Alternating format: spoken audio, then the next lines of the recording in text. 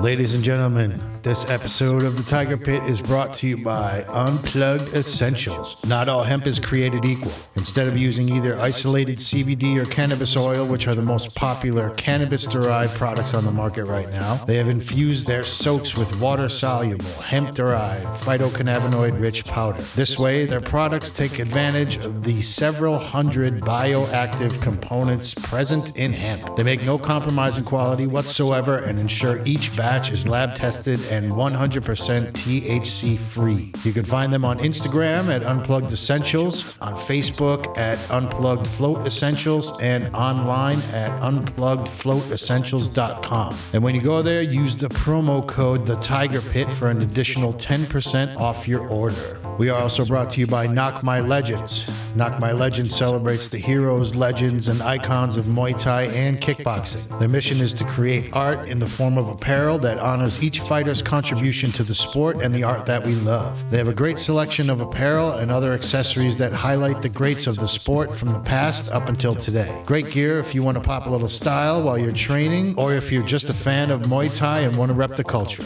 You can go to knockmylegends.com, that's NAKMUAY legends.com, as well as Facebook and Instagram, and check out what they have. And when you're ready to buy something, enter the promo code The Tiger Pit for an additional 10% off your purchase. Again, that's knockmylegends.com or Knock My Legends on Facebook and Instagram. We are also brought to you by Athlon Rub. Athlon Rub is the next generation in performance and recovery for all sports. Made in an FDA and ISO certified lab in the United States, certified and continually tested by Informed Choice to be free of banned substances, PEDs, and cross-contaminants. You can go to athlonrub.com to look at all the products that they have available, read testimonials from users, and see what everybody is saying. And when you're ready to check out, use the promo code The Tiger Pit for an additional 10% off. We are also brought to you by Diplomatico Rum. Diplomatico is distributed in over 80 countries throughout the world. It holds the Ron de Venezuela DOC and is recognized as one of the finest rums in the world. They have 3 different ranges for your tastes: traditional, prestige, and the distillery collection. You can go to rondiplomatico.com, that's RON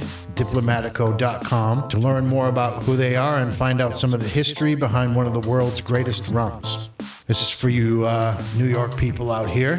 We are also brought to you by the Stepping Razor Barbershop at 952 Flushing Avenue in Brooklyn. They specialize in American classic traditional haircuts, styles, and shaves. You can check them out on Instagram at Stepping Razor Barbershop, or you can go to thesteppingrazor.com to book your appointment and get yourself looking good and feeling good. That's Stepping Razor Barbershop, 952 Flushing Avenue, Stepping Razor Barbershop on Instagram, and thesteppingrazorbarbershop.com. And lastly, we are brought to you by the Dojo NYC at 1082 Cypress Avenue in Ridgewood. The Dojo NYC is a fully equipped martial arts training center specializing in Cobrinha Jiu-Jitsu, traditional Muay Thai, and MMA. Whether you want to just get a good workout or compete at a high level, it's a great place to learn and a great place to train. You can go to the dojonyc.com and check out their classes, instructors, and programs, and even sign up for a free trial class. That's the dojonyc.com online and the Dojo NYC on Instagram.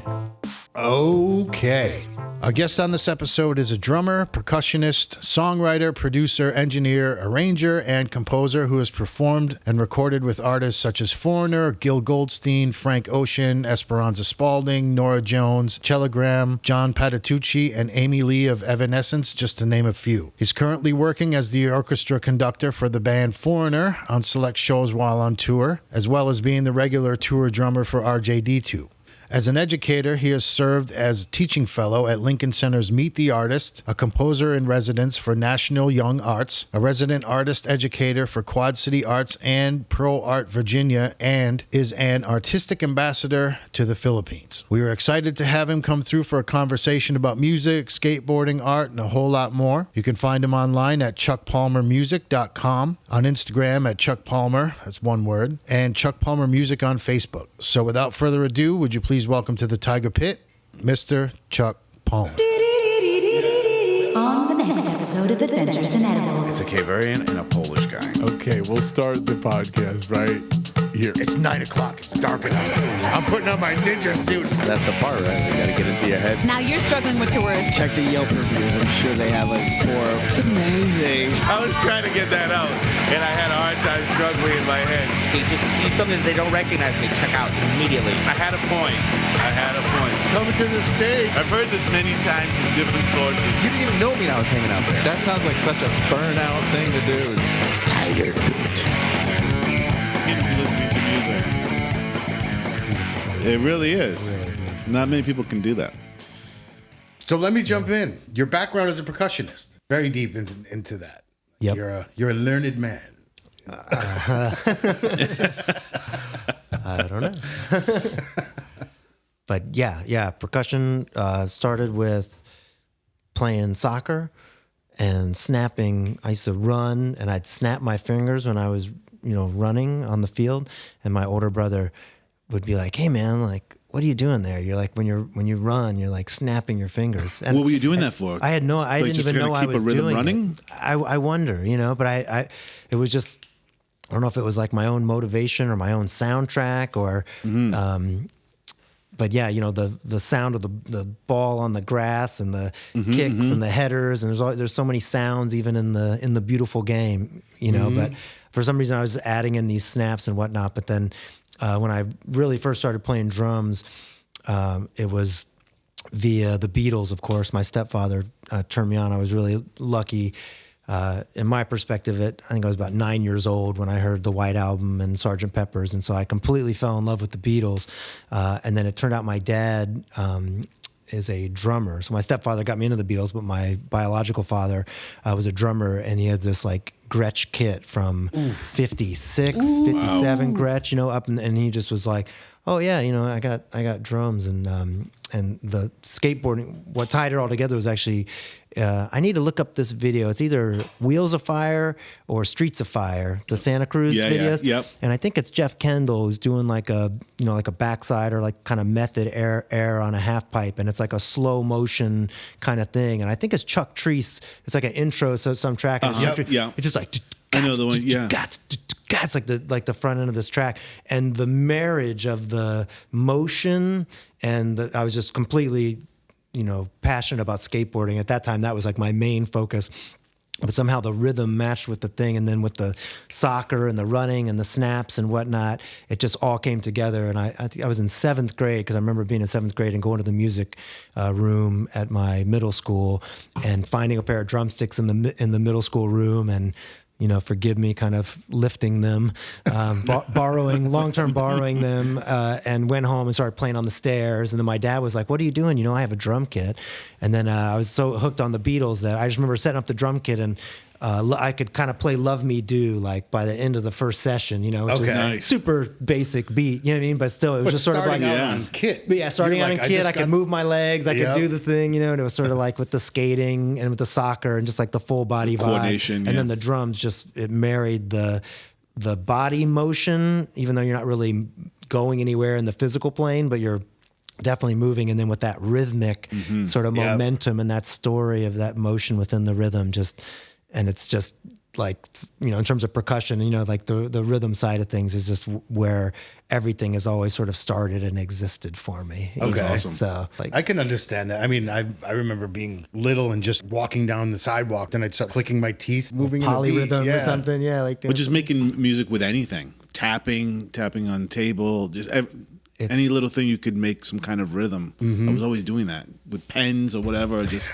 you know what I mean? Just any way you could make a sound. It's really weird. And then, just with instruments too, you think about like, whether it's like with guitar, like banjo from, that original from Africa, it's like a drum with the, and it's like you're playing bass or whatever. It's like, no, you're playing drums. You know what I mean? If you're singing, if your piano is a percussion instrument, it's sort of like everything has that kind of foundation to it too. Yep. So I feel really blessed, like kind of starting from there and kind of my perspective from anything, even if it's like, hey man, what's an arrangement idea? It's like just starting kind of having that sort of, even if it's not intentional, it's always kind of starts with, well, like, what's the pocket, or what's the rhythmic phrase that's gonna like trick this out in a cool way or whatever, and kind of starting from there, and then finding melody or harmony or other musical devices. Yeah. But for me, it's always the rhythm is the fire, the spark. I totally relate to that. Yeah.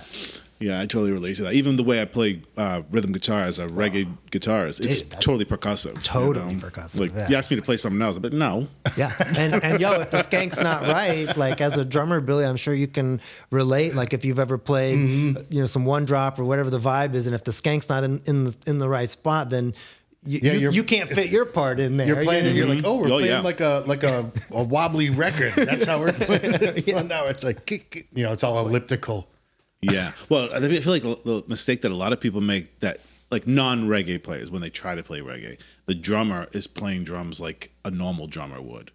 They're not playing. Not playing like a reggae. They're not playing like a melody. That's what the drummer is doing in reggae. It's kind of playing a melody, and the rhythm guitar is playing like a drummer, because the snare. I'm doing the snare where the snare would be usually. Mm-hmm. Yeah, man. I was listening to some roots stuff, and then like music that was like popular in Jamaica, like top 40 Jamaica. I remembered Clive was telling me that Bette Midler did a version of Big Youth's No Gesturing. So I was just like, oh yeah, let me look that up. So I was listening to it. Wait, Bette Midler covered Big Youth? Yes. Is that real? I'm not kidding. I'll play it for you after. On the YouTube page, I'll include her video of this, and I'll include all of these songs. Oh, crazy. Originally, it was a Carl Malcolm song, and then Carl Malcolm had his version. Then Bette Midler, for some reason, wanted to do this song. So around that, Joe Cocker had gone down to Randy's and recorded this record, Stingray. And he does a cover version of Bob Dylan's The Man in Me, but the Wailers are backing him up. Oh, crazy. And it's really, really cool. And, he was telling me these crazy stories about being in the studio with Joe Cocker in the 70s. You'd be like, you think you can drink. But then it just led me on this, like all these crazy versions of people doing it. So there was all these people that were doing these reggae songs. Bette Midler was one of them. At least Joe Cocker went down to Jamaica to do his. Right.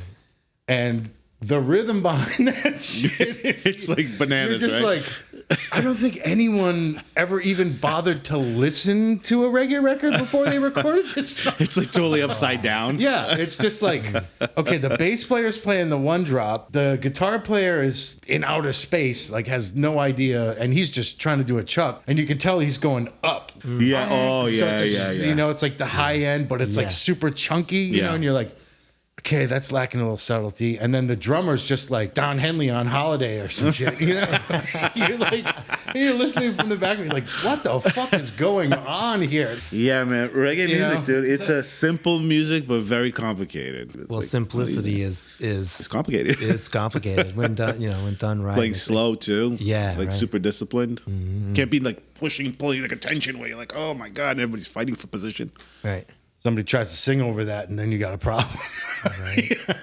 It's so fascinating how all the like different genres and different cultures of music, they all have that similar sort of pocket or clave or like whatever feel and groove. You know what I mean? And it's like music is just endless too. It really is. In terms of, we talk about rhythm, and it's like a Indian tabla player. And it's like.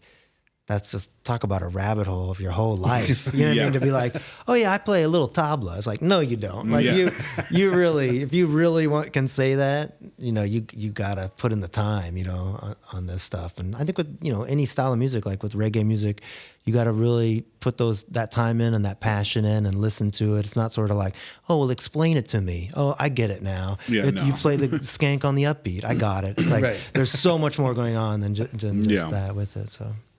Yeah. If you explain reggae to someone, you're almost ensuring that they're going to play it wrong. Right. Like you're not going to get it. I was listening to some of your stuff on Spotify. Oh, thanks. Like, what was it?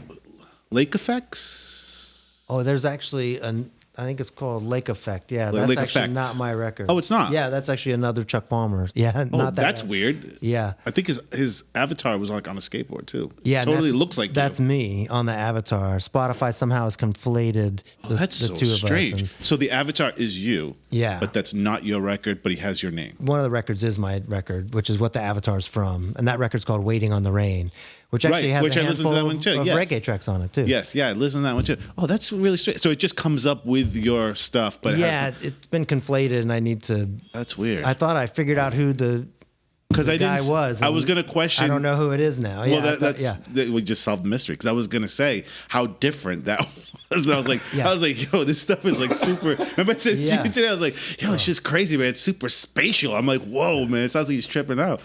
Wow. Okay, so it's not you. Yeah, so- All right. But it didn't click Mystery solved. because you did the anonymous elder stuff. It was an installation piece, right? Yeah. The first Anonymous Elder, the only record I have released is called Liminal Currents, and my older brother, Matthew Gray Palmer, lives out on the San Juan Islands, which is north of Seattle, and there's a really large orca whale population there that's, really suffering a lot at the hands of man and, the pollution aspect of everything. And so he did a art installation at the San Juan Museum of Art. Mm-hmm. Hello. It's all good. It's Matt.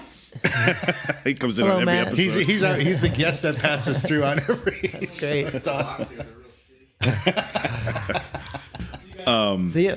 I was reading about that one too. So I want to hear a little bit more about that. Yeah, my older brother is a sculptor, among many other things, an incredible visual and fine artist, and he had heard some early sound designs that I did. So my record Waiting on the Rain has a handful of like these shorter sound designs, and I started to break out and do longer ones, and they were just sort of things that I had, for myself, but he and I are super tight, and so I would just be playing him things I'm working on, and I started playing him these like longer sound designs, which to me I'm kind of like, these are kind of trippy, they're a little bit outside the box, so to speak.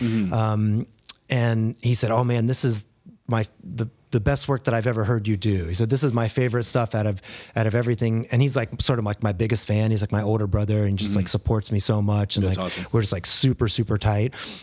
He's an amazing musician as well, but as a visual artist, he's absolutely out of control. And so he had this proposal and this idea for an installation, sculpture installation at the San Juan Museum of Art on San Juan Islands, north of Seattle, not Puerto Rico. I was going to say, where are the San Juan Islands? Yeah, but the San Juan Islands are north of Seattle, sort of in between Seattle and Vancouver, British Columbia, and they're really one of the most beautiful places I've ever been on the earth, and I highly recommend going out there and checking it out and spending some time out there.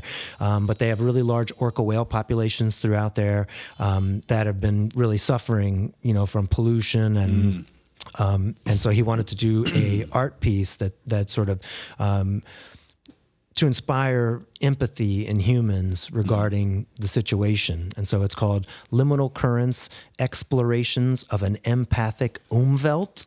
And Umwelt is a German word for an organism's ability to perceive the world and perceive life, basically. And so explorations of an empathic Umwelt, it's like to inspire humans to have more empathy for wildlife sort of in general, and this specific piece, Liminal Currents, for the orca whale population out on the San Juan Islands.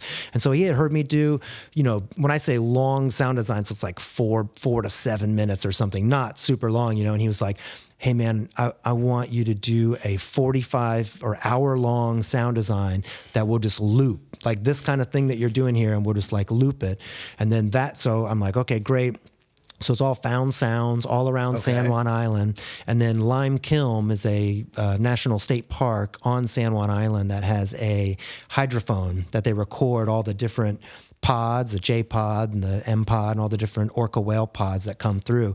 And he had a relationship with them being on the island, and so they gave us permission for me to sample these sounds of these of the actual orca whales. And so I sort of incorporated. So it was all found sounds, and and with the rhythm piece of it, with the Anonymous Elder thing, it's a lot about kind of what we started the conversation as, where like rhythm is kind of everywhere, and you can really listen to the world in an interesting way. And as I began doing these sound designs, and I know there's an entire world of like ambient music and like sound design music from back in the 50s and 60s, and this whole like history of it. And for me, literally, it was from the technology, and somehow I started to record just the sounds of the world and kind of collage them together. For me, what was rhythmic, it's sort of like very like long form rhythmic stuff. And there's some other stuff that's actually the inspiration for Anonymous Elder in a lot of ways came from working with some producers in Kingston, actually. A producer named Handel Tucker, who I know who that is. Worked with everyone, Maxi Priest and Black Uhuru, and just everybody is absolutely incredible. A producer, a musician, and I'd like to say kind of a friend of mine. Like, we went down there and started working together, and he was just like so kind and supportive of me, and really an incredible person and friend to work with and to know.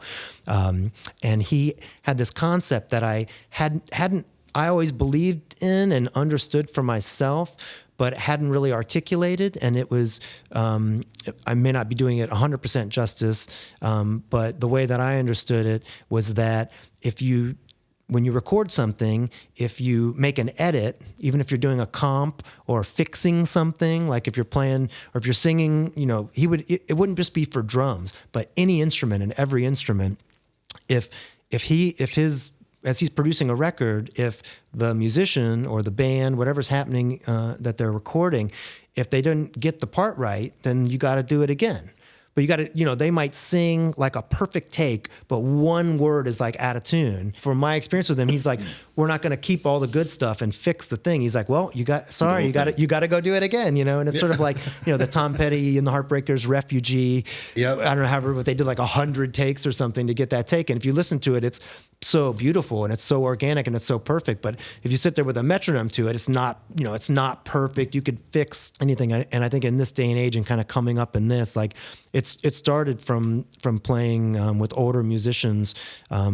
A particular bass player, this guy Al Morgan, that I was in a band with for a long time, this bass player who was just adamant about the pocket and about feel. And I always I'm pretty scrappy, kind of punk rock and rock kind of vibe, but with the skateboarding, with all the movement, I kind of have at least a little bit of a propensity, I like to think, of just kind of playing like a danceable groove, and like that was always really important to me. But he really drilled it into me of just like, nope, it's not right. Nope, that's not the feel. Nope, you got to get it, you got to get it right, and you got to, really be able to play it. And so through that discipline, early on, I became really adamant against quantize things. I'd practice to a click and stuff, but I wouldn't want to like record to a metronome and things like that, because the human heartbeat and sort of that human expression of rhythm, I think as a soccer player who snapped my fingers or whatever it was, or just I was just so passionate about rhythm and loved the experience so much that with all the drum machines and things like that, to me, and I was younger and I was very sort of rebellious to the whole thing. And I'm like, that's, bad, the whole like drum machines have no soul, which is total BS. You know what I mean? But like when I was younger, I was like, that's right. And I was like really adamant about that. And it sort of started to come together much later in life when I was down in Jamaica and working with Handel Tucker and seeing him work and sort of being like, whoa, that's resonating with me. That's why I had a problem with fixing these things or quantizing these things or tightening the thing up. It's like a sort of a spiritual element to it. And then with Anonymous Elder, initially it was just sort of the idea of like the spirit world and sort of the ancestors and the energy that's around us all the time. If you do a vocal track or if you play the drums to a thing, when you're playing it, those spirits are with us. Every time you hit a drum, it's an invocation. I can dig it. It's an invocation, exactly. And so if you're doing that and then you start chopping it up, you're also chopping up, that spiritual world. Yeah, there's there's no cohesiveness. Yeah. And so the whole Anonymous Elder thing is sort of born out of that, actually, too. And doing these sound design pieces and hearing the long form rhythm in the world and nature, or even in the cities and things like that, and not like chopping it up and making loops and making a sample out of the thing, but like letting it sit. And then as I started to do that, it completely changed the way that I listened to the world. After like putting 40 hours was in on like Liminal Currents or whatever one week, and I just went outside and like the sounds of the world. I had a completely different experience and more like there's more flow. And like a Buddhist vibe too, and like an enlightened kind of a thing of just like being present. And so the Anonymous Elder thing too for me is really like inspiring people to like be more present in their lives and to kind of excite them into like listening kind of in a new way, which now I'm starting to like sort of juxtapose like the live thing, sort of a loosely man versus machine kind of a thing where it's like, you know, quantized stuff versus live stuff and where those things kind of cross over and how it's different. And for me, you know, and I love, you know, hip hop and like loop based music and electronic music of all types. But because my rhythmic acuity, if I can say so, is honed to a certain level, or maybe some natural gifts there, like on a rhythmic level. To me, if I'm on a dance floor, I know, my body knows, like you're talking about where the sync goes. I know right away that this is to a metronome, this is a loop, this is a 2-bar loop, a 4-bar loop, a 2-beat loop, whatever it is, and I sort of dance accordingly. And it's not as, I don't know, organic. If I'm listening to the Wailers and I'm dancing, it's like everyone, you know, the guitar says something, the bubble says something, the percussion says something, and I get to, everyone's dancing, you know, whereas the other thing, so I'm still sort of like negotiating like my relationship to that and really having a lot of fun, like learning and, you know, breaking those sort of, you know, I grew up as a skater, you know, so I just had this like anti-hero, like Hell's bells, fuck all. Man. You know what I mean? It's just like whatever is cool, I'm like, well, fuck that. You know what I mean? So, against everything for no reason at all. You know what I mean? So now I'm like, oh wait, against the world. And so I gotta say, it's cool hearing you equate the skateboarding thing to like rhythm and music and all that stuff and connection between the two. I love hearing that because growing up as a skater as well, I mentioned this on the podcast a few times about how we train martial arts together. I've been in martial arts for a long time. I've always looked at skateboarding as a martial art. Love it. There is something about it. The discipline that it takes to move your body like that, the coordination, the balance, how there's individual styles for people. You could be a total shredder, or you could be someone who's super technical, or you can be someone who just has like super cool flatland shit and just has mega steez. Maybe you got 4 tricks, but man, they're cool as fuck. Right. You know what I mean? You could be a street skater. You could be a pool skater. You could be a ramp skater. Well, there's like a personal relationship, maybe like martial arts too. It's like you and with yourself. your chi. Right? It's like just what it takes to pull something off. Yeah. Execution. You know? That's just to pull it off, man. And sometimes you mentioned gift. Sometimes it's a gift. Sometimes you just do it and you're like, fuck, I don't even know how I did that. And you try to do it again. You can't do it again right now because you already told yourself that you don't know how you did it. So now you got to work that back again. And you got to, you know what I mean? I love hearing people talk about who love skateboarding as equally as I do and hearing them. Oh, dude, when I hear skateboards down the street, it's like... you get excited, right? Like 10 years old. With joy, and it's like the most beautiful sound in the world, you know? And like 10 years old all over again. Who's that? Where are they going? Yeah. You know that sound, too. On like asphalt or concrete. You know that sound. You'll never forget that sound. You could be 99 years old in a bed in a nursing home, and somebody could play you that sound, and you'd be like, I know exactly what that is. Light right up. You know, line in the cement on the sidewalk, everything, you know, the drainage lines. I used to love, even like in when this was probably more so with like 90s skateboard videos, when you would start seeing like a lot of hip hop in the videos and stuff, hearing the clack of the board, like the pop of the board to a grind or to a board slide or whatever, with the sound, with the song. Yeah, man. There's something about it that it just kind of sounded cool together. Like it sounds like it's supposed to be together almost. That's what like what you I don't know. It's because maybe because we skated, so we used to hearing those sounds. But it's like the music goes along with the tempo of which you're moving at while you're skating. Yes, like, yes. Like all this like.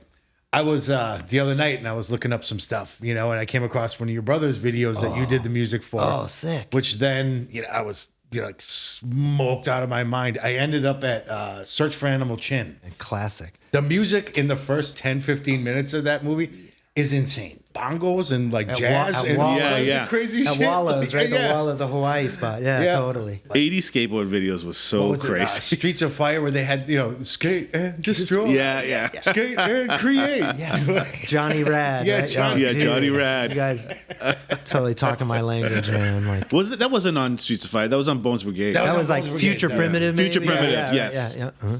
with the Lance Mountain skeleton doing the no comply. That's it. Like, the 1 foot Future push-up. Primitive. Yeah, Man, yeah. Tommy Guerrero was my.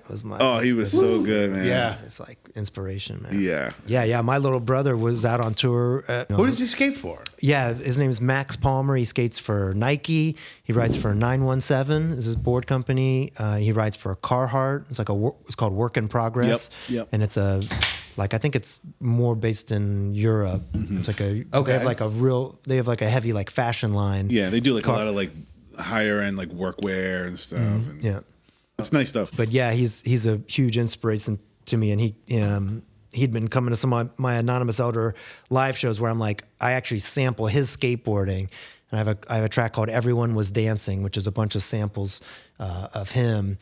And Is that the one you did on, because he did the Year of the Rat video? Yeah, the Year of the Rat video. So he came to me for his Year of the Rat video, and he was like, "Hey man, I want you to do the music for this." And so I just gave him like all these beats, like all these, some rough sketches, some more finished than others kind of thing. And we just sat there and kind of put it together and really put that eye and ear to it, where we're using the skate sounds like you're saying and accentuating them at certain times, sampling them and doing things with them and stuff like that. And sometimes it's like you may not catch it necessarily, but it's in there, It's in there. kind of a thing. You know, so. I gotta check out some of fourth, fifth, sixth watch. Yeah, with the headphones on, kind of thing. Yeah, I gotta check out some of his skate videos. Yeah, he's out of control. Yeah, man. sure. He's so creative. I was He's watching so sick. that one, and there was 3 things that hit me. The first one was like, how the fuck you and I have never done a collaboration Is that's beyond me. And Number 2, his wipeouts are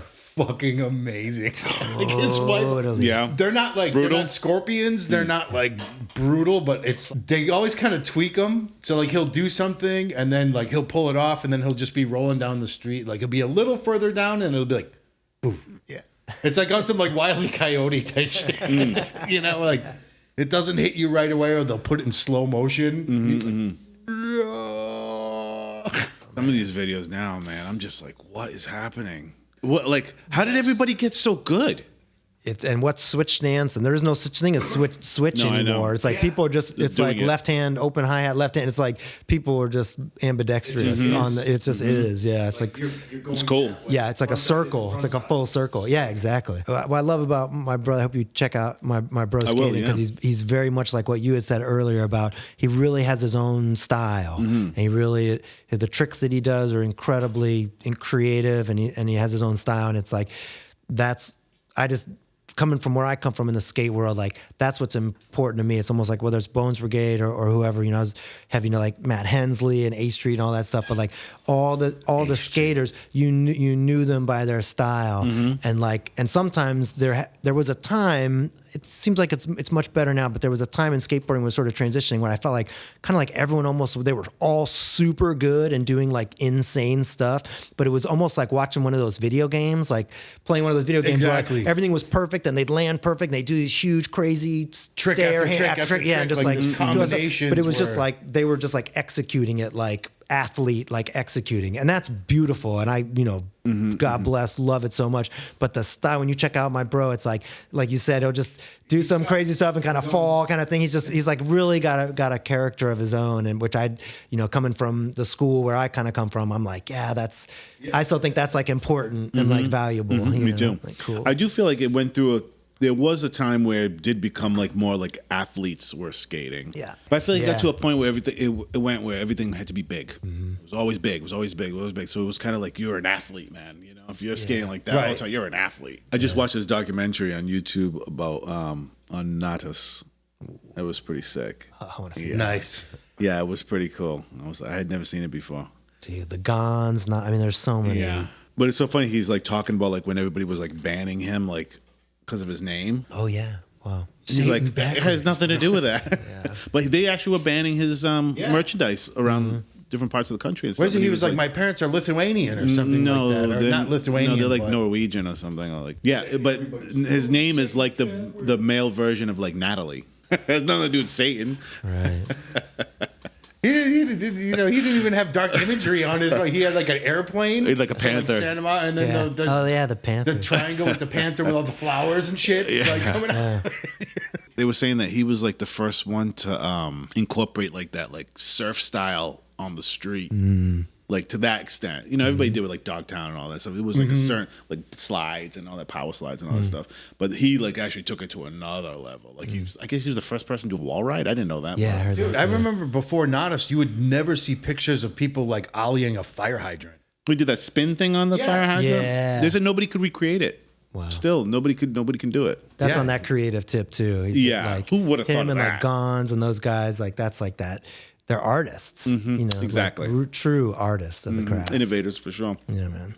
That's where it's interesting, like that juxtaposed with like music vibes. You know what I mean? Like if you can sing it, you can play it. That's sort of a common adage, and it seems to make a lot of sense too. Like if you can kind of sing the drum fill or whatever, then you really know it, and you can kind of scratch it out in your physical body. But like, I can't think of a time where I ever like got hurt trying to like learn like a groove or to like get a fill in. It's in my head, like outside of my head. It's like kind of interesting that way. Like with, maybe emotionally, I've hurt myself emotionally big time. That's the times where you're not proud that you've been playing that instrument as long as you have.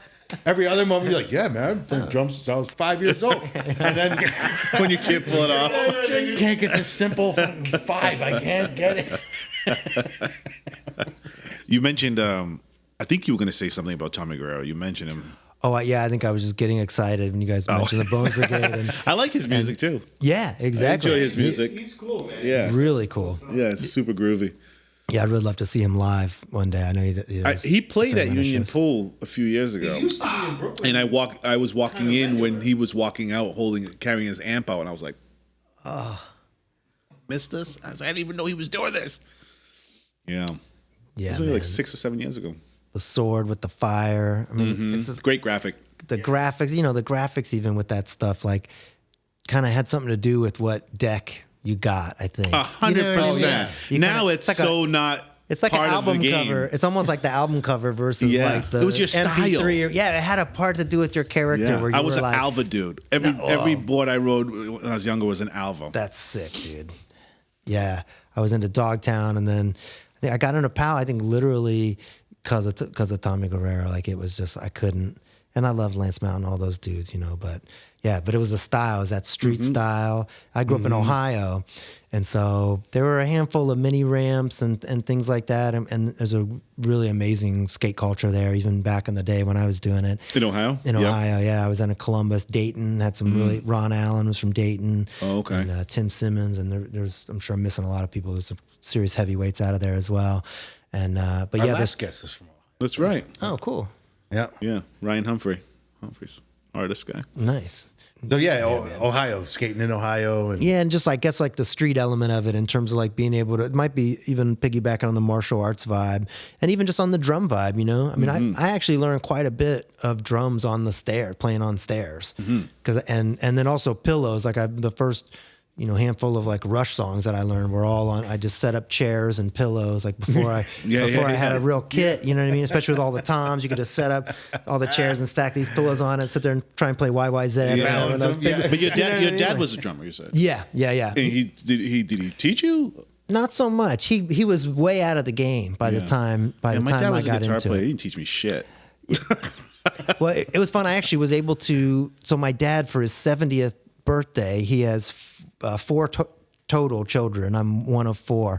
And he went to his 4 kids and he said, for my 70th birthday, I'd like for you to sort of facilitate an experience for us to have together that will sort of teach me more about you and like what your passions are and That's what cool. you love. That's really And cool. Yeah, it was super sick. And so, of course, I was like, we're going to the studio, dude. Yeah, You know what I mean? nice. So we went to actually Studio G in Greenpoint, Okay. and hung out with Tony and Richard and the beautiful space, and did a couple days there, and wrote an original track that he and I both ended up singing on, and like wrote the lyrics with. But also we just did sessions and sessions and sessions. I brought in all my friends, instrumentalists and all this stuff, and we just like cut a bunch of stuff. And he was actually on the drums, And I Wow. brought my Gretsch because I got Gretsch to follow in his footsteps. I have this Gretsch kit I brought in, and he's like, and he and I are like recording like all these percussion duets. We did one where it's just like body percussion and stuff like that. Some of it came out like really cool. So it was like a really nice like kind of full circle moment too to like, because he's, you know, at first he's like, you know, I used to play the drums and like, Yeah, you know, get muscle frustrated a memory. little bit. You get, you know, he wants to do something, he can hear it, but he can't get it out kind of a thing. And so it was a really fun process of like pre-production style too, like before the session, he's like, you know, what am I going to do kind of thing. And just being like, nah, man, it's going to be great. We'll vibe out. And then like having that experience with him where he was like,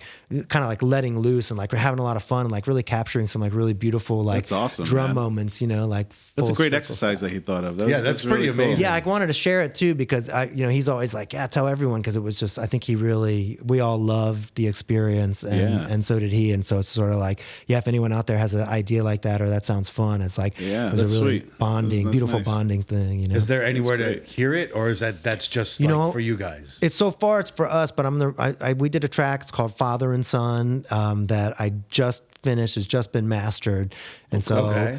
I'm wondering if I might talk to my father about it and see what he thinks. But I'm kind of thinking like I might just stick it on one of my records, like my next record, like fit it in there. And, Yeah, man. You know, it's got Lakeisha Benjamin on saxophone and Domenica Fasati, who you probably know Okay, on yeah, flute, yeah, yeah. and Dave Eggar on cello. It's got all these like all-star like New York heavyweights, you know, and so my dad's in there in the studio Nice. and just like, you know, totally behind the curtain, and we, you know, Brendan Muldowney engineered and Okay. mixed it, and so he's up there and we're explaining compression and, you know, putting the reverb on, and he's like, oh yeah, I hear it, you know what I mean, and delay and just all the different things, you know, and it's just like a really really fun. That's and then awesome, getting to man. see you in your element. Yeah, You yeah. know, like Well, we cut the drums to the track, and in my form, it's uncut. There's no edits. You know what I mean? And so I went in there and Okay. like explaining that whole thing to him too. It is to a click because there was so much.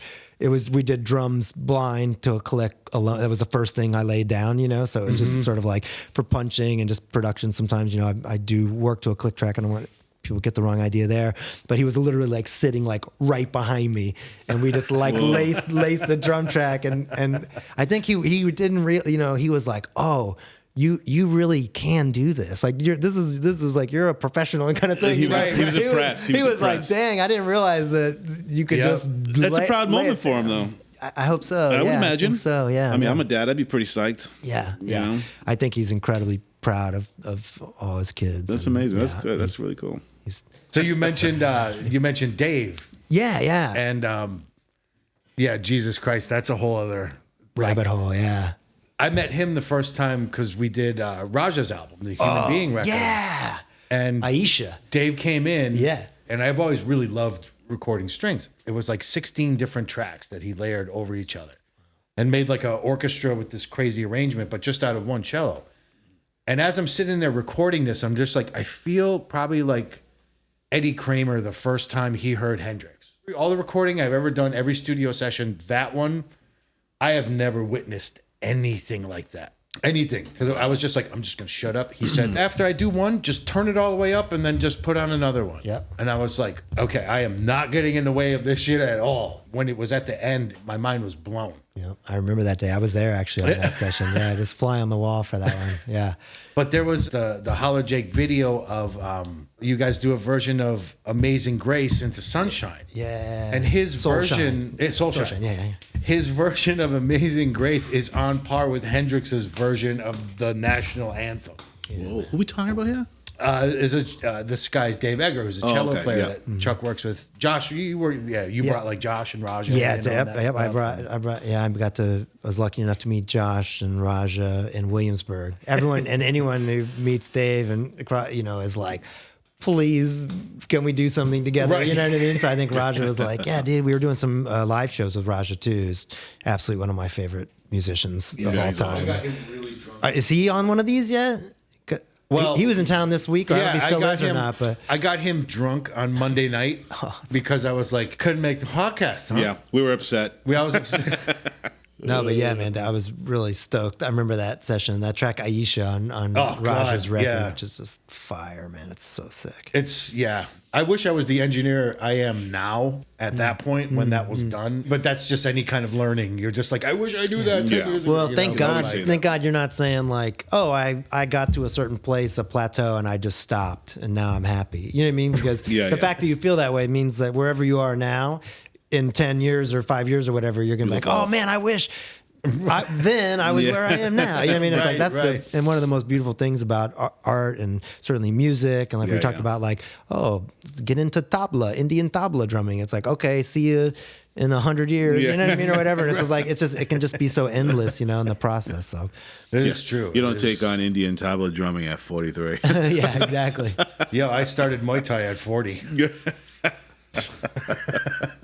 Do you feel any kinship, like music, like in terms of your like musical process with the martial arts? I mean, it goes back to what you were saying, just about like rhythm and tempo and stuff like that. So those guitarists is beating the shit out of them all the time. Yeah, that's true. I think it's just something that, like the things you decide to invest your time in, you're going to be good at them. Yeah, like of course. Music and anything. Yeah, you like become an expert like learner almost. Like what it takes for yourself like to learn, even just instinctively, and then like you pick up something new and it's like, oh yeah, the process. I learned this There's whole the other obsession process. all over so now I again. apply this to like blues guitar or whatever. You're like You know how to pick up new things. Yeah. Not get frustrated in the process. It's going to take such and such time to even get semi decent. Right. Yeah. So I like golf. I suck at golf. I'm not that great of a golfer. I'm like okay. The mechanics of playing golf is the same focus and discipline as it is the mechanics of playing music. Wow. If you're good at music, you there's always going to be something else that you are going to throw that focus and energy in. Yeah, that's why it's so important. Like for music in the school, like the education side of things and stuff like that. It's like there's so many tests and whatnot about how musicians like are good at math or big, sort of excel at certain things, and maybe that's a piece of it, just in terms of like if you have to play Suzuki violin and figuring out first position, all these different things, with that, then it's like you're like, oh, I learned that, I got that, and then you see a math problem and you're like, I don't understand, but I didn't understand how to play the one drop either, and I figured that out, so maybe I can figure out this math equation or something like that. Just throw some time at it. Yeah, right. Hey, numbers, man. Yeah, right. Crunch the numbers. The other night I was just doing some like research into analog frequencies, like what a tape can handle, like the shelving and the floor of it, Oh, cool, man. And I'm looking this up, and then I click on this one link. The first thing that pops up is like an Einstein chalkboard level of algebra. Nice. And I was like, I didn't need to see that, and I just hit the back. No. Killed your dream. Yeah, I just crushed it. I was like, I'm looking for something that just says two things. It's like 16K and 150. That's it. That's all I'm looking for. I am not equipped to deal with that right now. You wanted a mega software upgrade in like 10 seconds. Exactly. I was like, I don't have the brain to comprehend this right now. It's 2 a.m. and I've been breathing some things in. Nice. I just can't. That's not where I thought that was going to go. Yeah. On that tip, though, I feel like my whole life, I always like, if something came naturally to me somewhat, then I'd be like, oh, I'm going to put the time here. Like I'm like whatever, legally blind in my left eye. I kind of like only use my right eye. And so like me too, on my right eye. Oh, interesting. Yeah. So like for me, like ping pong and like baseball and stuff like that, like there's always like a bit of like a double vision vibe happening with me. So I was just like, well, I don't play ping pong as a result. You know what I mean? Like, and now as I'm sort of like, getting older, I'm like, like French, like I've never I speak some Spanish, and I studied Japanese in school, and like with music and stuff, and like learning languages has sometimes been sort of a fluent experience for me, and like not too difficult. But for some reason, like French, I don't know, I'm like I don't get it, like I don't hear it, and now I'm like I want to start like leaning into those things, you know what I mean? As opposed to just like only doing the stuff that kind of comes natural, like seeing if I can apply that same process of like learning, basically, you know what I mean? And like, but can I really like learn something that I really just have no passion in, or like no whether it's passion or even just like a propensity, just like that it comes easier, or not. And so, but yeah, the whole like learning is just such a fascinating. Yeah. And people stop doing it at a certain age. Yes. Most people. They do. And that's a bad thing. That's a bad thing. Yeah. It's, Talked about that. Yeah, we always talk about that. Not just on the podcast, just in general. Just like, it's good to just learn, just try different things. Even if you suck at it, move on after. Yeah. Do something for a little bit, see if it works out. Oh, it didn't work out? Try a little harder. It's still not working out? Well, try something else. Yeah. But at least you tried. Yeah. And Like, whatever it you kills gain me not from to that, try stuff, It That's eats awesome. me alive. Like, I feel like a loser, if I don't give it a shot, you know? That's beautiful, man. Yeah, I guess. Thanks, Steve. That's how this started. We were like, fuck it, let's just try it. Totally. Like, we did like 10 or 12 episodes before we even aired the first one because it was learning how to do it. Yeah, so there was some that we scrapped, just kind of trying to figure things out and get better at it. Through no fault of the guests, it was just that we'd get really, really nice. Yeah, I wasn't sure what I was walking in on. I was like, okay, let me eat a big dinner before I get here. Well, it depends who you Get a talk good night's to. sleep. Some people might give you the wrong. This is true. I'm sure if you had mentioned to Josh, he'd be like, "Hey, dude, you might want to bring some extra kidneys with you." I think Josh actually scared Raja Yeah, I think so too. more of it because I was like, dude, just come on, just come through, man. Like so many people have mentioned your name on the show. It's true. He's gotten mentioned He's a few gotten times. mentions from a lot of people. And he's like, oh man, I don't know. Like, I'm on the clock. I'm here doing this Harry Belafonte show and this and that. And like, Harry ain't going to mind if you come through and do the podcast with us. Bring him. Yeah. What, are you staying at his house and he said you got to be home by 9? Like, He's gonna lock the door if you're not there by 8:45. He's gonna be so pissed when he hears this. good, let him. So you're artistic ambassador to the Philippines. Is that Oh, wow, man. something you are still, or you? Yeah, I mean, that's an adventure that continues. And Dave Eggar, who I mentioned, the cellist earlier, I produced a record of his. We sort of created together. It's called Kingston Morning. And after the record was released, the record label Domo Records, which is a Japanese label but also based in Los Angeles, kind of said, okay, well, you guys now you need to do some touring and kind of get out there and start doing some live shows. And so we're like, all right, cool. And Dave had been in the Philippines working with an artist named Lucia Micarelli, who's a violinist and a singer and songwriter. She was actually on the show Treme. You might have seen the show Treme. Yeah.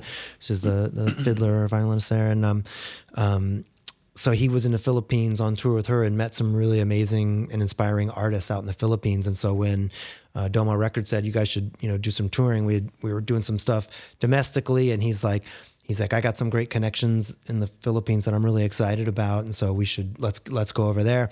So we went there, and little did we know it was sort of just this continuation, and for me, like sort of a gateway into this incredible musical and artistic and like personal adventure of collaborating with artists all over the Philippines. So one of the main highlights for me was we went a couple times to the Talaandig tribe, which is in Bukidnon, which is on the island of Mindanao, which is the southernmost island in the Philippines. And so Wawai Sawai and the Talaandig tribe greeted us with open arms, and we went, we traveled down there and spent some time there. And I think it happened somewhat randomly. There was a guy, Carlos Sumayao, who was a sort of on the PR promotion kind of tour management side for us in the Philippines. And as I understand it, Dave mentioned to Carlos, like, hey, are there any like tribal musicians that we might be able to collaborate with? And then it was sort of happened really organically, and somehow through searching tribal artists in the Philippines, and I believe sort of like with a string focus. So a lot of they make their own drums. They're absolutely incredible, but they have these string instruments that they make, and play. So there's sort of a string culture there that I think was really exciting to Dave, or that Carlos kind of like put together. And so we go down to the Talandig tribe. We spend a lot of time in Manila and Zambales, and we kind of travel around and start doing these different festivals and meeting all these people and playing all these shows, making records, recording, and whatnot. And then fast forward, we went in 2010 and 2012, and then in 2014, we've been doing a lot of education work and education shows at Lincoln Center here in New York. That's a big part of how the Brooklyn Manila project really is becoming more and more sort of codified, for lack of a better word, or just a little bit more, sort of solid.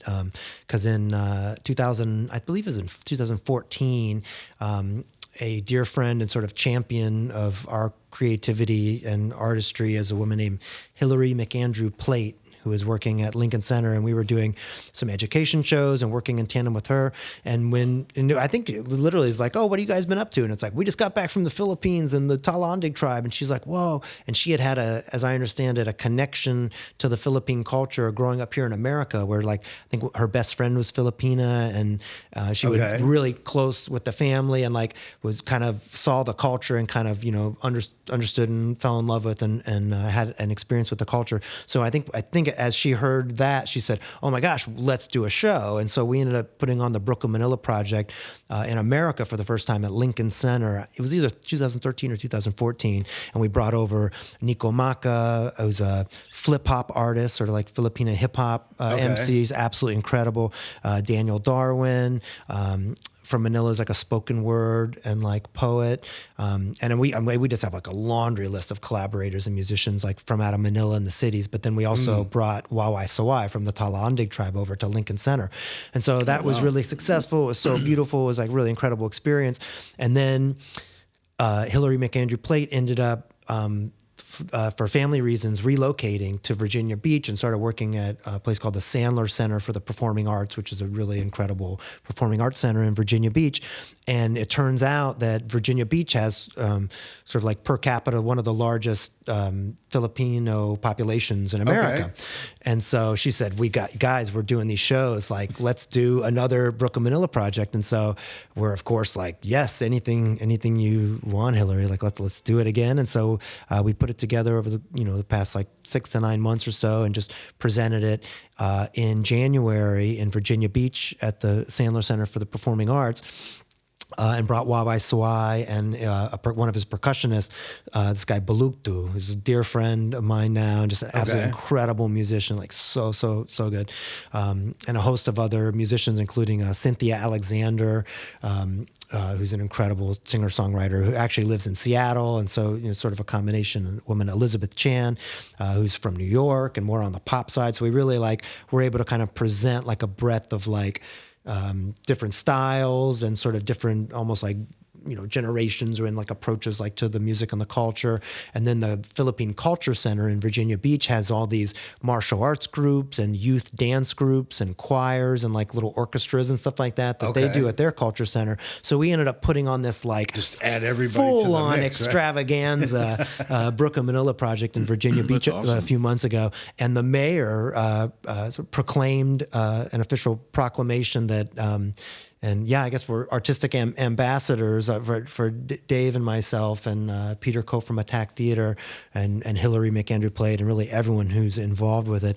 But they made it, I hope I'm not saying this wrong, but it's basically like, a yearly like Virginia Beach Philippine culture and sort of day. And That's so cool. if I'm not too tired right now, I believe it's January 10th, I believe is what the show date was. And so, Nice. but we went up on stage before the show and he sort of presented us this proclamation, from the mayor. And it was just so heavy, we got the artists from Mindanao there and we're, accepting these things. And then we, did the show and And it was incredible. And hopefully we'll do more, whether it's there or back here, or we're definitely going back to the Philippines again, ASAP, and to kind of continue it. And so it's not like a planned thing. It's not like, oh, we're doing this and these are the rules and stuff like that. It's very much like Dave and I do work together a lot. We have a lot of different, you mentioned Holler Jake, which is another project of ours down in the Appalachian region, down in southwestern Virginia and Tennessee. And it's really, it starts out, most of the things start out like Dave and I, and he plays cello and I play drums, but in a way it's like a bass and drums kind of a vibe though too. You know what I mean? It's like has that vibe, and we just started out we do duo shows together, cello and like cajon, or like cello and percussion and stuff like that. But then we play shows and we just have this real open nature and a real community and sharing and like inviting people in and stuff. And so it's just sort of like one of those hungry marching band kind of like experiences where it's like, oh, we got to get Andrew Nemmer, who's like this incredible tap dancer. Like he's got to be in the band, right? And so we got fiddlers, we got cellos, we got tappers, we got our basses is Ariel de la Portilla from Cuba. So we got a Cuban bass player, this ripping cellist, going. We got Jake Bain, who's from Norton, Virginia, down in Southwest Virginia, who's just like full on, mountain vocalist, mountain digs music. Pretty deep when he sings. Oh man, that guy is just gold. Evie Andrus from the Andrus clan on fiddle. I mean, the list goes on and on. But then we'll bring Sasha Lazar down, like an opera singer down, and so we're doing it's like a tap dancer playing, with fiddle intro, and then Cuban bass solo drum groove thing, and like into like an opera track ending with like Carmen or what, on cello. Like we just it's total like kitchen sink vibe of just like different, anything goes, styles, whatever. We're down there, we meet someone, we're like, you're cool. Why don't you play a song with us tonight? Come on up. You know what I mean? And it's just like, we just like really have a really fun, like almost like little scene and like little community. Kind of, we just almost like wherever we go, it's sort of like just in our nature, it's like a very open and like welcoming and just like fun and collaborative, like spirited kind of project. Going back to the shows that Josh and Raja were doing with you guys. Totally. There was somebody doing like katas. Yeah, James. Oh, Luke. really? Like katas, and then like somebody was cooking or something. Yeah, too, cool. And like, that was a different show, but yeah, totally. That was another Hillary McAndrew play at Lincoln Center. So it's like live super cooking, multicultural type of thing. Yeah. It's really anything goes and just super, super collaborative vibe. So it's been a real adventure. Yeah.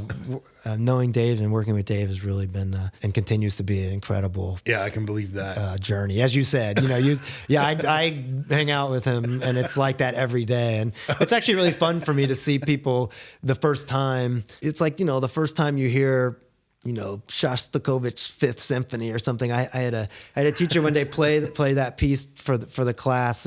I was in music school, and he's like, "Who here has heard Shostakovich's Fifth Symphony?" And maybe like 3 or 4 people's hands went up, or whatever. And he just said, his name's Nicholas Perini, and he said, I am so envious of the rest of you in this moment that you're about to have this experience, to hear this piece of music. And he's like turned off the lights and like, played the thing. It just hits you, man. And so it's like when you come in the studio and like people who haven't like worked with Dave yet, and they're kind of like, yeah, okay, what are you doing? And then by the end of the session, they're just like jaws on the ground. You know what I mean? Like they've been changed. You know what I mean? I was just when he was like, I was setting up the mic, I could just tell by the way he said it. He was like, yeah, I usually like to put it right here, and then like this, and then so I'm like, okay, obviously he's been doing this for a long time. He's made a lot of records, or he's made a lot of recordings.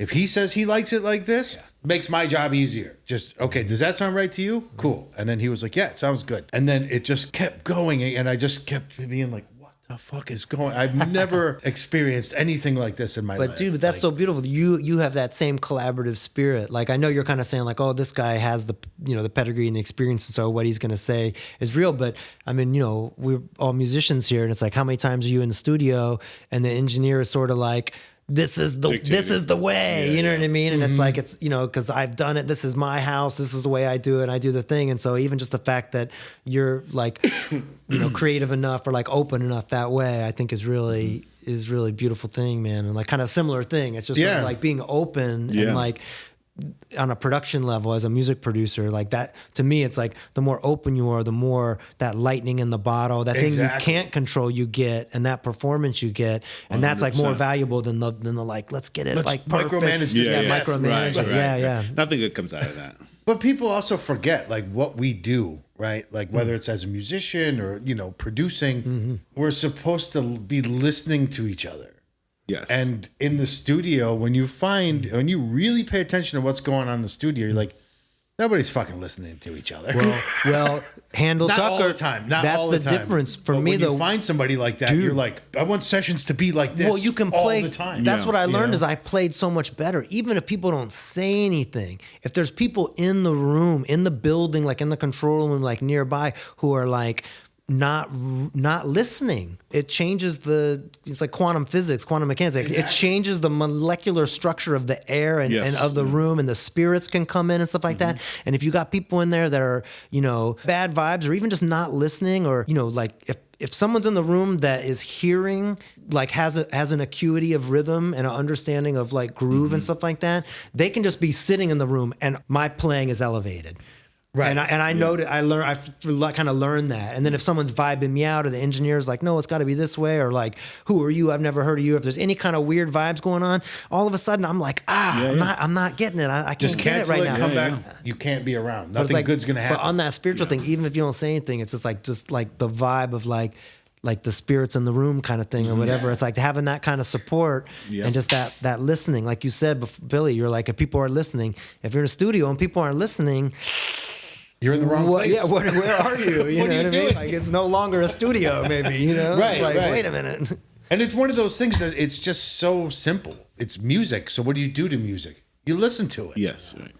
I like how you mentioned the spirits of a few times in that conversation. I'm all about that too. Everything, not just music, everything with me is that, Yeah. So hearing someone else say, I'm like, yeah, man, he knows what's up.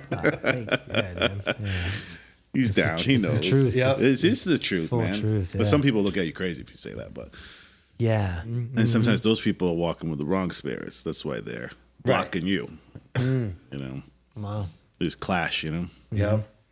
As well as other people you play with, RJD2. Oh, yeah. I just was in Pittsburgh this past weekend with RJ. We did Atlanta the week before. We're heading out to Austin. And man, he's one of my best friends. And I've known him.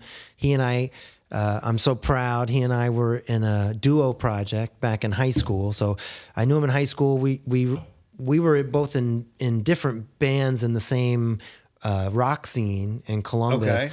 And so our bands would like open for each other basically, and sort of like sometimes share, maybe compilation records and stuff like that or whatever. But we were like fully in the same scene, and really good friends. And so we had a duo project, him and I, drums and guitar. It was called Antenna Fig, and we played one show. So Antenna Fig opened up for our two bands, like at one show, Nice. And but. When I left Columbus in 2000, which was, and he and I were cool for sure, but not connected much after high school. And then, of course, his career really kind of started to take off, I think around 2000, when his first major release, Dead Ringer, dropped and was like an instant classic kind of a vibe. And so, of course, I was always like, that's my boy, you know what I mean? Yeah. And then later he was doing a live band thing, and I knew everyone in his live band. They were all like some of my favorite musicians from Columbus, like Sam Brown on drums and Derek DeCenzo and all these like super sick heavyweights. And so I went and saw one of their live shows, and then kind of was just like, this is so sick, and like kind of reconnected, and then did some recording with him for his side project called The Insane Warrior with RJ. And then he was like, dude, you want to do some shows? And we would just do duo shows. So just, he does like 4 turntables and an MPC and a thing, he's samplers, and then he also brings live instruments into it on his side, guitar, keyboards, vocals, and stuff like that. But for a while there, it was just the two of us, and then it just sort of developed. Now we added a bass player, and now we've been doing this one live band sound for a while, drums, bass, RJ on his plethora of instruments and holding it all down. And then we have Jordan Brown, who's a vocalist out of Philly.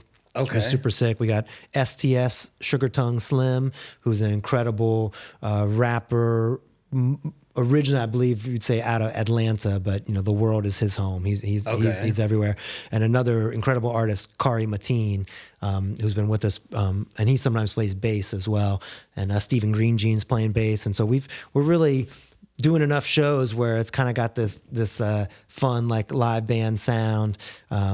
But RJ really is, that mad scientist where he, puts together the stuff and really is the mission control and kind of mastermind of that sound. And so for me on drums with RJ, it's very much, we're like brothers from another mother anyway. Yeah, just from coming up together, and he's like, I just love him so much. We're like really, really, really tight friends as well. But, it's sort of like that, supportive kind of a thing of like really as a drummer, there's always different types of gigs, that you do. And sometimes it's more of like, let me play this sound and get inside the sound and like replicate the sound versus let me see what I can put of my own, what I can interject of my own sound into it, kind of a thing. And so I was going to say, one of the things I like about your playing at his live shows is because you're like just hitting the groove. Your groove is so clean on that shit. Thanks, man. Like it's just clean and it just sits just right. Thanks, man. Because you're in that situation where you have, he's going to be doing the samples and stuff. So you're like, now ain't the time to be Mr. These are my chops, but as a drummer, recognizing that, like a lot of drummers don't recognize that. It sounds like the record that people are used to listening to. Yeah, that's my goal with present that. It Yeah.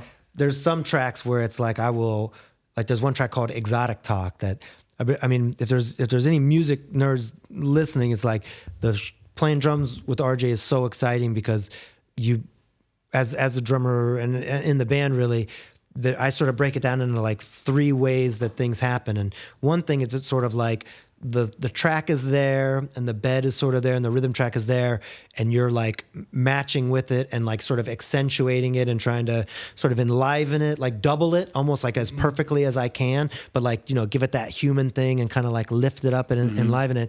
And then there's another aspect where he's like, he'll be like, for example, like playing on an MPC live and he's banging out these samples and some of them are like longer than others. Some of them are like one shot, quick samples, but some of them are like, like a little musical phrase. And so every time he hits that pad, that's the tempo. You can't, that ain't never going to change. So if you start speeding up and he hits that pad and it's slower, it's off. So it's a real fun kind of dance where you're like playing and it's like, if it does get human and things do start to shift, once that trigger comes back in, the perfection of the tempo kind of grabs you back again or whatever. And so it's kind of a fun thing. So, and that's number 2. And then number 3 is just like a straight live band. RJ on guitar, bass, drums, vocalist, or keys, and we're just like laying it down like a jazz band or whatever. Like there's nothing to follow, no samples, no nothing. And so it's and we always do the shows and I never have a set list where it's just like, we're just flying.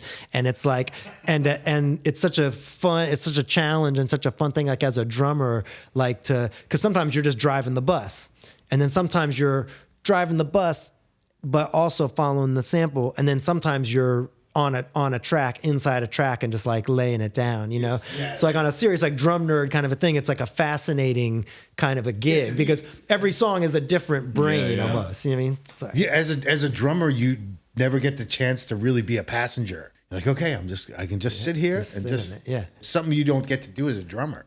Right, exactly. It's like always like on you, but just to be like, man, you fuck up, everybody fucks up. Yeah, I've driven a few shows into the ground. I will totally admit that. Not to the ground. Open bar, baby. I would say to the ground. Taking detours, yes. Yeah, they would call my drumming. They were like, okay, it's the Billy's Magic Carpet Ride. Dude, every time I've heard you play drums, it is on point, man. I'm a huge fan of your drums, man. So it is the magic. I've never seen this side of you before. Yeah. Oh no, this is like, this would be like the way that the Cool and Deadly, when we play a live show, everybody has the understanding of dub, but the dub gets thrown around like a hot potato. Nice. We didn't know what anybody else is gonna do.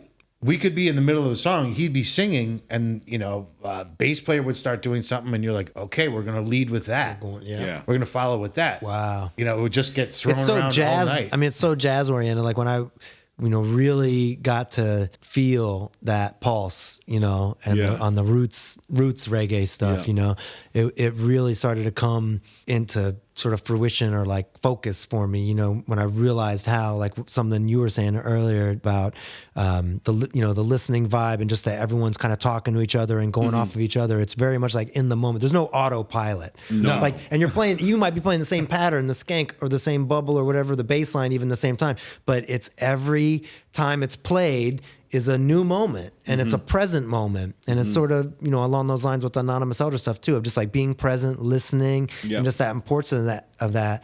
And it's like in jazz, it's like pretty extreme, like improv and free jazz, and the improv side of things like that. But it was just sort of like, oh, this is jazz, it's improv, but in a different way, right? It's like essentially what we're doing is we're taking that, like we always took that philosophy and then that like. Jazz, it would be like, okay, you're starting to run with that line, and you're going to turn that into something, and then everybody's going to, take the improv into that direction. I kind of love that. And then Dub is like, the music. I'm going to start playing less. Yes. Yeah. And then we're going to really break this down to the atomic nucleus level of things. Deconstruct it. Yeah, man. Before we forget, can we hear something about the foreigner stuff? So Dave Eggar, the cellist, and I have been working together on many, many projects. And something that I hadn't really mentioned is that we do like the string arranging for a ton of like major artists, like sort of pop artists and popular artists. We did Frank Ocean's Channel Orange strings on that record. We've worked with like Norah Jones, OAR, Philip Phillips, Five for Fighting. The list kind of goes on and on and on in a way. And certainly Dave, even without me, just played with like so many people. And so they got a hold of Dave, and Dave called me one night, and he's like, "Hey man," kind of like, "Are you sitting down?" kind of thing, And he's like, "Do you want to do the orchestral arrangement, full orchestra arrangements for Foreigner?" And I grew up in the 80s, man. So I was like, whoa. And so I was so scared, I was just like, no, I don't want to, but yeah, you know what I mean? Like, of course, like we, this is because we'd never done full. My mind's telling me no. Yeah. Oh, dude. I mean, it was just sort of like, we have to do, like, of course, like we have to do this, And he's like, yeah, man, let's do it. And so a week later or so, we went and got to meet Mick Jones, who's like the main, songwriter and founder and creator of the band, and it just sort of rolled from there. Started out kind of like small, and then we just kept working, and we really Mick Jones is absolutely incredible, and it's so incredible every moment that I've gotten to spend with him. And I think the three of us just kind of created this nice little vibe and this nice little team, and so it just kind of kept going. And so Dave and I ended up doing like 90% of it's like one song that was arranged by another team for their 40th anniversary live CD DVD recorded in Lucerne, Switzerland. And so so we did that record. And is it all their classic hits? Just done in with an orchestra. No, full band, full band, crushing it live, and it's like with the choir. It was like 120, or I think it was 150 in the first one and 120 in the second. That's amazing. Yeah, it's huge. It's absolutely incredible. I got to play orchestral percussion for the DVD. And whenever we do it with the major orchestra, I usually play percussion. And we have this incredible conductor, Ernst von Thiel, from Amsterdam, who is doing the shows. And then we started doing some more smaller, like chamber versions of it. And we toured in the U.S., did a couple small tours. And because of the nature of the orchestra was a bit smaller, Dave, I love Dave so much, man. He's just half the stuff I do is because Dave's like, well, Chuck will do that. Like Chuck's a great conductor, And I'm like in the studio with, I'd conducted some small group stuff, and being a drummer, it's like we said at the very beginning, being a rhythm guy, it's like or gal, it's like. That's the foundation. And so for conducting, what makes a good conductor? Having, really good tempo and being able to keep that tempo with your body and express that to people, like playing the drums or skateboarding or whatever that. And then the other thing that I realize is like, as being a drummer, the reason it's good for conducting is because drummers have to play the fills that sort of signal or even just arrangement wise lead the energy into the next section. The chorus comes and there's a nice drum fill that leads us into the chorus. So when you're a conductor, if you're a drummer, you're like, oh, here comes the chorus. Let me tell everybody that the chorus is coming. If I'm using my hands to do it, I'm not hitting drums, but doing that. And so I can see you totally getting into that, man. and you know me, man, I'm a punk rock skateboarder vibe, like on the first thing. And so I'm not, I'm a conductor, but all the orchestra people are looking at me like, what is this guy on earth is he doing up there?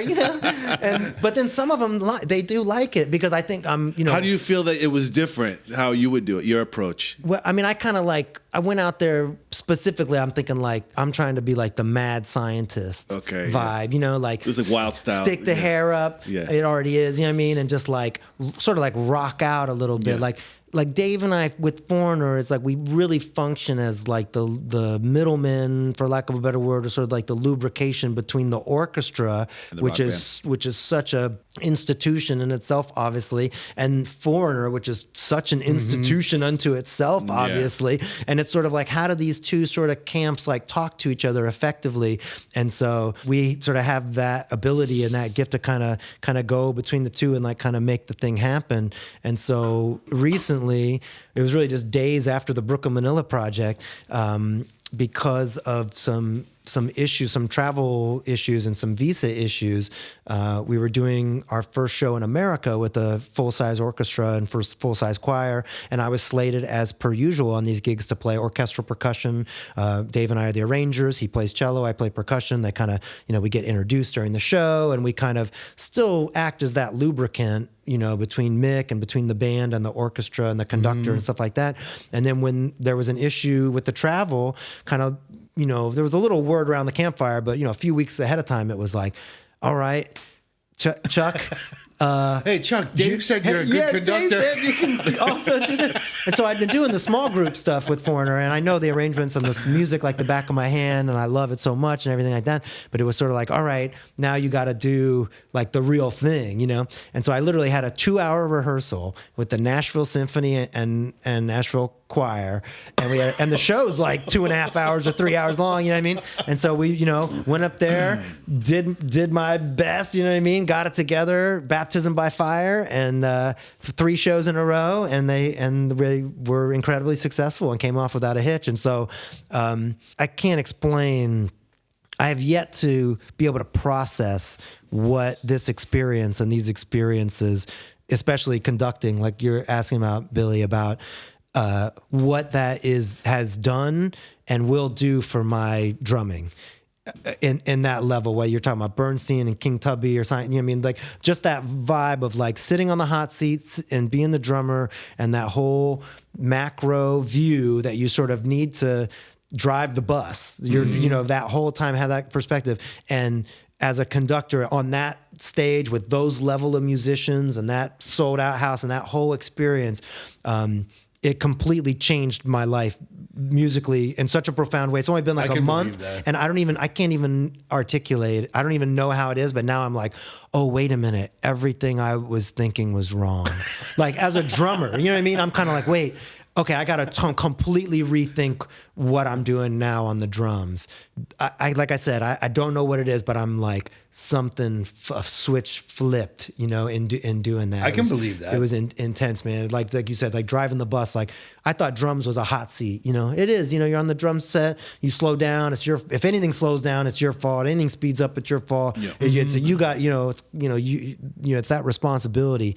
Man, the conductor, man, walking up there, tick, tick, tick, and raising your arms up, and it's like, what is about to happen? Yeah, you know what I mean? And it's like, it is a whole other vibe. And then on the drum tip too, man, when I really was conducting, and this was before this experience, when I was doing the more chamber, like small stuff, I came off the first set with Foreigner, it was a couple years ago down in St. Augustine, Florida. And the guitar player, Bruce Watson, was sort of like, he's like, yeah, man. He's like, that was sick or whatever. And he was like, this is like your thing, right? Like this must be so fun. Like you must love this. And I was like, yeah, but it's so weird to not make any sound. Cause like when you're a drummer, you're like the loudest MFer in the room. You know what I mean? People are like, shut up, drummer. Right. You know what I mean? And you're a conductor, you're like, you're like not making any sound in the, you know what I mean? You come At off stage, all. Like you can't know what I make mean? You're not anything. making any sound. You know what I mean? Like the thing in the air. You gotta start snapping your fingers Yeah, like I you're gotta on the get ball I'm field. running around and snapping my fingers. Fuck everybody up. They'll be like, what does that mean? I don't know what to do. Polyrhythms. You're like, Right. You're like, here's the 1, 2, 3, 4, but then you're like, There's a 5 against 7 over here. Like, 1, 2, 3. this guy's going crazy. yeah, but yeah, it'll goose you. You'll be up there like kind of thing, and then I'll get excited and get really into it, and all of a sudden that energy will come back at me, and I'm kind of like, oh wait, I didn't mean to do that. You know what I mean? Like it's like you got to like kind of keep a handle on it, and mixed with I just go up there and kind of like for the fans too of like bridging that gap. So as a conductor and as a part of the foreigner team, in a way, and I'm kind of like, well, I'm gonna kind of like bring some rock because I'm that's kind of where I come from too, you know what I mean? And so I'm not sure where that's landed yet or what or how effective that is or how positive that is or whatever, but it's like trying to be an artist and trying to do something creative and do something new and bring your voice to it and get the job done. And like I said, we had 3 great shows, and so I got the job done, and then I also kind of kicked it a little bit as I could, so Everybody thinks you're doing a great job. You're like, okay, that's what I'm doing. yeah. And it's the other thing about being open and that's been the real beauty, for me, is it's sort of like going back from just like I'm a drummer and like no drum machines and no click, to like working with the RJD2 and the electronic side and like just not saying no to anything. It's like this cellist Dave Eggar, he's like, hey man, you want to like make some records, and it's like classical crossover classical music or whatever, like what can we do here, and if I was like, no, I'm a rock drummer, like I don't do that or whatever, I just somehow for some reason I just sort of got in the habit to just kind of like we were talking about, like learning, it's like how easy would it have been for me to be like, no, guys, I'm not a conductor, because I'm not, in a way. I mean, but I'm a musician, I'm a producer, I'm a drummer, and I understand them. I'm like, you know what? Let me try. Yeah, you know you're what I brave mean? enough Like, to take a next step, yeah. and you got this new experience in your life that is amazing. It truly life changing. Stepped it up, man. You Yeah. leveled up. Yeah. See, that's what it's all about. That's what it's all about. Yeah. I gotta level up, man. Gotta level up. Dude, Yeah. Are you conducting orchestras? You've definitely leveled up. Yeah, I'd say. I'd say that's a level up. Why don't you tell everybody where they can find your stuff? Yeah, man. I'm out there in a plethora of different ways. I have a project right now called Cellogram. We put out an EP summer before last and went on tour opening for Evanescence and Lindsey Sterling. It's like a duo. I sort of look at it as like a production team, like Dave Eggar and myself as sort of like the musicians and as the duo that then kind of spawns off all these different productions and stuff. But yeah, we were on that tour and have some other live shows coming up. And so like on Spotify and Amazon and iTunes and all those spots, it's just called Cellogram. And so there's a lot of stuff I'm really proud of there. My solo record's called Waiting on the Rain, which has a little avatar of me skateboarding on it. Not to be confused with a record by another Chuck Palmer, which I'm in the process of delineating that, like in the socials. But yeah, Waiting on the Rain there, and we just did a record. Dave and I just did the orchestral arrangements for a new record by Breaking Benjamin called Aurora, which is a pretty big record from an amazing artist and band there. Did a couple tracks recently with Norah Jones again, who we absolutely love working with. Being in the room with these artists too is just an absolutely incredible experience. And so I also have a record called Liminal Currents by Anonymous Elder, and I'm currently putting together a couple records I'll be putting out under Anonymous Elder, and probably Chuck Palmer, although I'm kind of like thinking like, oh, maybe I should put it, since the Chuck Palmer thing is a little convoluted with that, I'm like, potentially going to do a different artist name and kind of continue that Waiting on the Rain sound, like with another thing. But I got a record, kind of in the bullpen, but I'm kind of pushing the Anonymous Elder stuff at the moment and doing live shows with that. Still touring with RJD2 and Foreigner, a band called Holler Jake, something I don't know, man. I'm kind of all over the place. But my thing that I'm most locked into for people is Instagram, actually. I kind of just put stuff up on Instagram, and it goes to, I'm not really into Facebook. I don't do the Twitter thing too much. But my friend Maria 909 is here with me, and she's helping me kind of get YouTube channel happening and get the organization thing, get a wiki page up and stuff. And that's the thing, man, like with all the beauty of what I do and how much I love it, it's like I'm just so focused on the music that it's been a bit of an Achilles heel for me in terms of the photo shoots and getting the thing up on YouTube and doing the video editing and like just kind of pushing myself in that way. It's like I feel very humbled and incredibly, blessed and, grateful and, all that. But truly, it's like to be a musician and to get to work with the people that I have worked with in the past and continue to work with and hope to work with in the future. That's, for me, it's all about the people. Music has saved my life, continues to save my life every day, I feel. It's cool, man. You seem like you seem like a super humble and kind dude, man. Oh, thanks, man. And it seems like the spirits are on your side. Oh, thanks, man. So I think you're doing it right, man. Appreciate that. It was a pleasure having you on the Tiger Pit. Yeah, man. I'm so thrilled to be here, man. It's an honor. I'm such an enormous fan of yours. And no, man, it's so nice to meet you. Likewise, my friend. Likewise. Thanks for the good vibes. Thanks for having me. Really appreciate it. No problem, man. I want to say thanks again to our guest Chuck Palmer for coming through and joining us on the show. Don't forget to check us out at the Tiger Pit Podcast on Facebook and Instagram, as well as our brand new YouTube channel where we started posting previous episodes. Everybody stay safe out there. Take it easy.